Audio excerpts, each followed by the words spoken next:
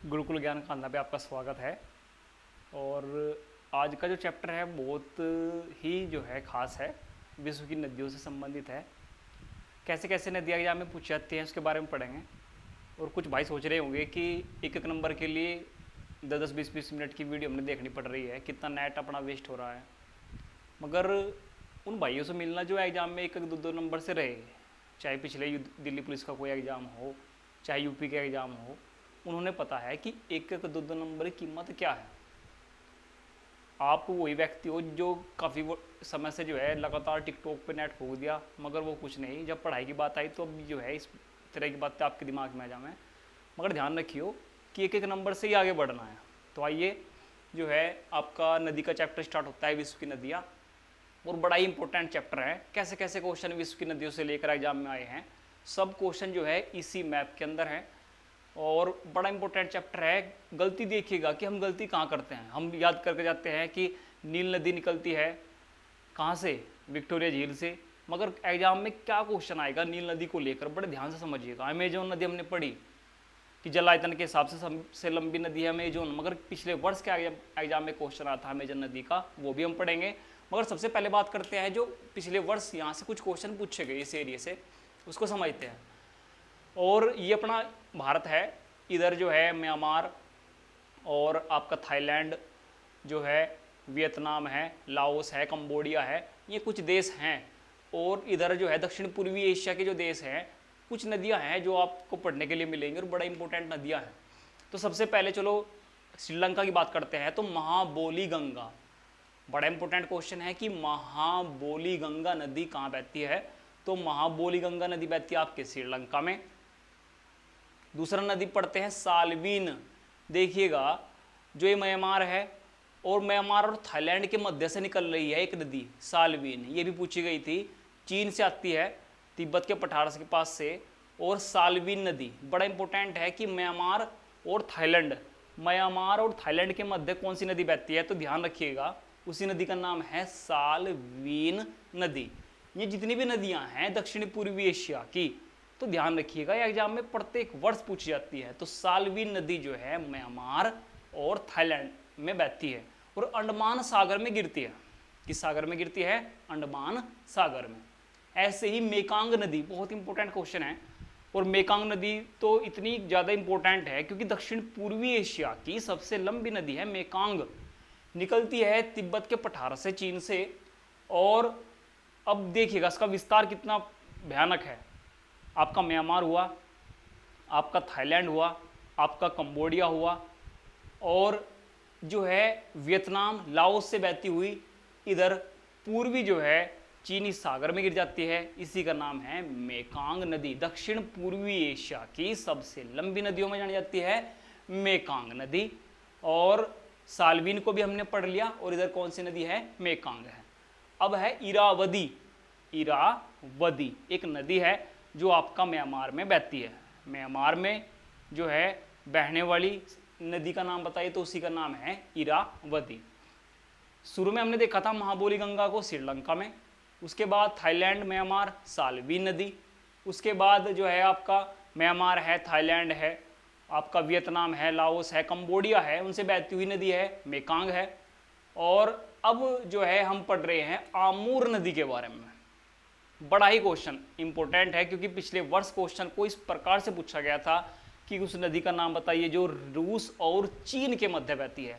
रूस और चीन के मध्य दोनों की जो है सीमा निर्धारित करती है आमूर नदी।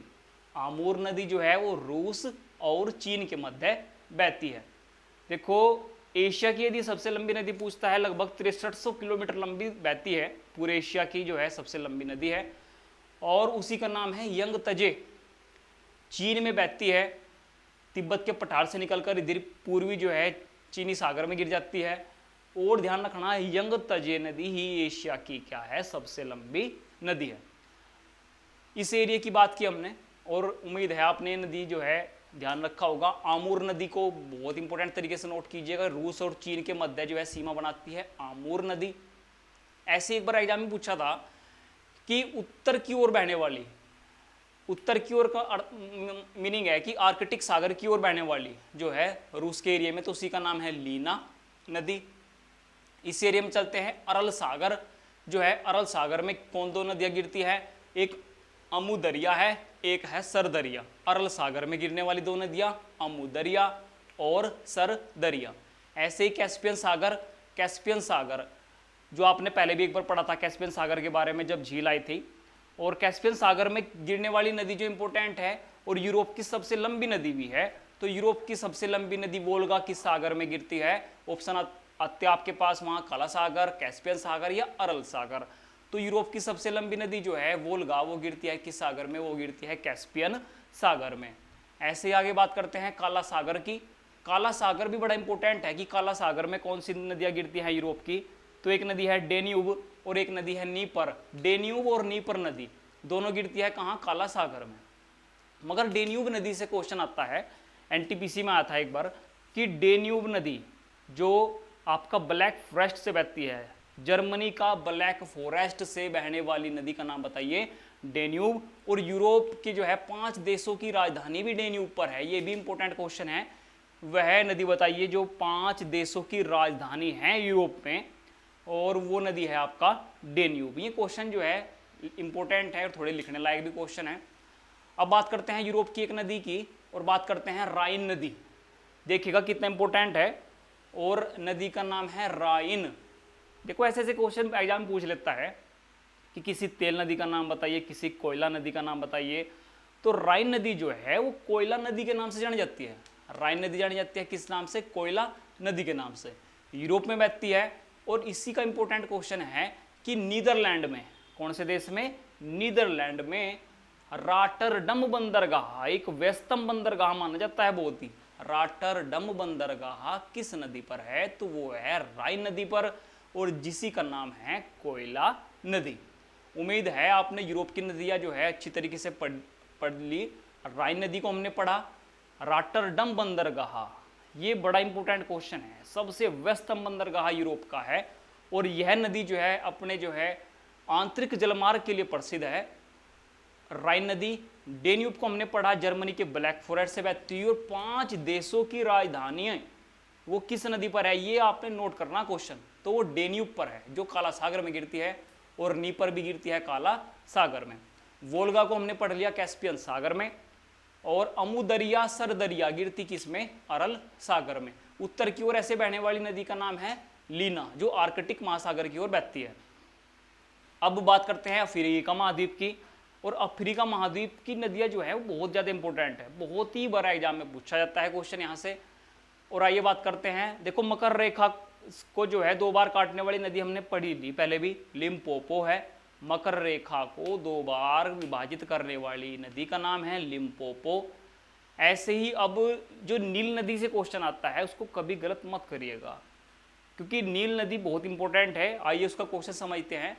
देखो जो आपका विक्टोरिया झील है, विक्टोरिया झील को सभी जानते हैं कि तंजानिया, युगांडा और कीनिया जो है उनकी सीमा बनाती हुई आपकी विक्टोरिया झील, और वहाँ से सबसे पहले निकलती है श्वेत नील नदी। वहाँ से निकलती है कौन सी? श्वेत नील नदी। ऐसे जो है उत्तर की ओर बह रही है श्वेत नील नदी, और उसके मध्य में ही ताना झील से इथोपिया की ताना झील से मिल जाती है नीली नील नदी। और जब दोनों जो है इकट्ठा होती है तभी जाती है भूमध्य सागर की ओर, मिस्र से होती हुई किस सागर की ओर जाती है? भूमध्य सागर की ओर। तो ध्यान रखना कि नीली नील नदी विक्टोरिया झील से नहीं निकलती। नीली नील नदी निकलती है ताना झील इथोपिया की, और श्वेत नील नदी निकलती है विक्टोरिया झील। और यही जो है विश्व की सबसे लंबी नदी कहलाती है। लगभग 6650 किलोमीटर जो है इसकी लंबाई है। और बात कर रहे हैं किसकी? नील नदी की। उम्मीद है आपने क्वेश्चन समझा होगा नील नदी के बारे में, श्वेत नील नदी कहाँ से निकलती है और नीली नील नदी कहाँ से निकलती है। आइए बात करते हैं भूमध्य रेखा को जो है 2 बार जो है काटने वाली कौन सी नदी है? तो उसी का नाम है कांगो या जायरे नदी। जैसे मकर रेखा विभाजित की थी किसने? लिम्पोपो ने। ऐसे ही भूमध्य रेखा को काटने वाली जो नदी है उसी का नाम है कांगो या जायरे। ये भी कहाँ बहती है? आपके अफ्रीका में। ऐसे ही अफ्रीका में एक इंपॉर्टेंट क्वेश्चन और है नदी को लेकर, और क्वेश्चन है आपका विश्व में तेल नदी किसका नाम है? बड़ा इंपॉर्टेंट क्वेश्चन है। गिनी की खाड़ी की तरफ बहती है नाइजर नदी, जिसी को कहते हैं तेल नदी। ये भी इंपॉर्टेंट क्वेश्चन है। और अफ्रीका की बात हमने की, और ये भी इंपॉर्टेंट क्वेश्चन को हमने नोट किया कि तेल नदी किसका नाम है, नाइजर नदी का। आइए अब जो है दक्षिण अमेरिका महाद्वीप की बात कर लेते हैं नदियों को लेकर। और दो नदियां हैं, दोनों ही इंपॉर्टेंट हैं। सबसे पहले जो इंपॉर्टेंट नदी है जो एग्जाम के लायक है उसी का नाम है पराना। पराना नदी किस महाद्वीप में बहती है, सिंपल क्वेश्चन पूछेगा। पराना नदी किस महाद्वीप में बहती है, तो पराना नदी बहती है दक्षिण अमेरिका में। और ब्राजील, पराग्वे, अर्जेंटीना यहां पर बहती है पराना नदी। अब अमेजन को लेकर समझते हैं। देखो अमेजन नदी जल आयतन के हिसाब से विश्व की सबसे लंबी नदी है। यदि बात करते हैं जल आयतन के हिसाब से, लगभग 6550 किलोमीटर के पास इसकी लंबाई है। यदि लंबाई की बात करते हैं तो लंबाई में तो नील नदी सबसे ऊपर है, लगभग 6600 किलोमीटर से भी अधिक है। मगर जल आयतन की यदि बात आती है तो जल आयतन के हिसाब से अमेजन नदी सबसे जो है इंपॉर्टेंट है। मगर अभी के एग्जाम में पूछा गया था कि अमेजन नदी कहाँ से निकलती है, तो पेरू से निकलती है। अमेजन नदी कहाँ से निकलती है, पेरू से। और किन किन देशों के मध्य बहती है, तो पेरू और वेनेजुएला और ब्राजील, ये 3 देश आपने ध्यान रखने। वहां पे क्वेश्चन था कि किस देश में अमेजन नदी नहीं बहती है, तो एक ऑप्शन सेलेक्ट करना था, वो ऑप्शन था आपका अर्जेंटीना। तो ये ध्यान रखना है कि पेरू, वेनेजुएला और ब्राजील में बहती है अमेजन। और जल आयतन के हिसाब से ये विश्व की सबसे लंबी नदी है। और यदि केवल लंबाई देखे तो फिर इसका स्थान है दूसरा स्थान। तो उम्मीद है पराना नदी को आपने पढ़ा, और किसको पढ़ा हमने, अमेजन को। अब बात करते हैं आपका उत्तरी अमेरिका जो महाद्वीप है उसकी नदियों की बात करते हैं। और दक्षिण अमेरिका में एक नदी और आपने ध्यान रखनी है, ओरनिको नदी कहाँ बहती है, वेनेजुएला में। इसको भी आप नोट करिएगा क्योंकि इसकी राजधानी पूछी गई थी। वेनेजुएला की जो राजधानी है वो किस नदी पर है, वो ओरनिको पर है। ऐसे उत्तरी अमेरिका की बात करते हैं। उत्तरी अमेरिका में सबसे इंपॉर्टेंट क्वेश्चन है सेंट लॉरेंस नदी को लेकर। सेंट लॉरेंस, देखो नियाग्रा जलप्रपात है जो अमेरिका की और कनाडा की सीमा निर्धारित करता है। नियाग्रा जलप्रपात, समझ रहे हो। तो नियाग्रा जलप्रपात किस नदी पर है, तो सेंट लॉरेंस नदी पर है। और सेंट लॉरेंस नदी, ध्यान रखना, विश्व का सबसे व्यस्तम आंतरिक जलमार्ग, पूरे विश्व का सबसे व्यस्तम आंतरिक जलमार्ग जो है वो किस नदी पर है, वो सेंट लॉरेंस नदी पर है। और इसी पर जो है कौन सा जलप्रपात है, नियाग्रा। ऐसे क्वेश्चन पूछा गया था एक एग्जाम में कि यूएसए और मैक्सिको, अमेरिका और मैक्सिको की सीमा निर्धारित करने वाली नदी का नाम बताइए, तो उसी का नाम था रियो ग्रांडे। उसी नदी का नाम क्या था, रियो ग्रांडे। जो यूएसए की और मैक्सिको की सीमा निर्धारित करती है उसी का नाम है रियो ग्रांडे। अब जो है पूरे चार्ट का सबसे इंपॉर्टेंट क्वेश्चन, बड़े ध्यान से समझिएगा। और क्वेश्चन आता है पक्षीपाद डेल्टा, एक पक्षी के पैरों जैसा डेल्टा कौन सी नदी बनाती है पूरे विश्व में, तो पक्षीपाद डेल्टा बनाती है मिसिसिपी और मिसौरी नदियां। मिसिसिपी और मिसौरी नदियां अमेरिका में ही बहती हैं।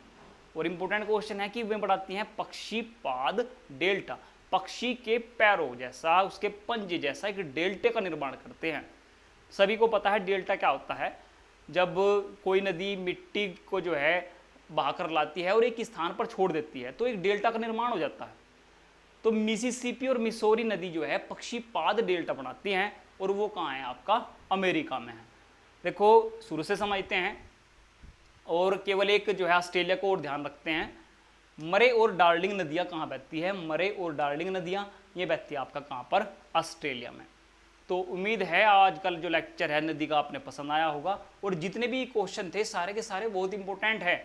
चाहे आमूर नदी सीमा बनाती है रूस और चीन की, चाहे मेकांग नदी दक्षिण पूर्वी एशिया की सबसे लंबी नदियों में, चाहे साल्वीन हो, चाहे यंगतजे हो, तो आपने का क्वेश्चन नोट करना है। और रॉटरडम बंदरगाह, यदि आपसे पूछ जाए रॉटरडम बंदरगाह हमने कहाँ पढ़ा, किस नदी पर पढ़ा, तो हमने पढ़ा राइन नदी पर। आज के लिए धन्यवाद।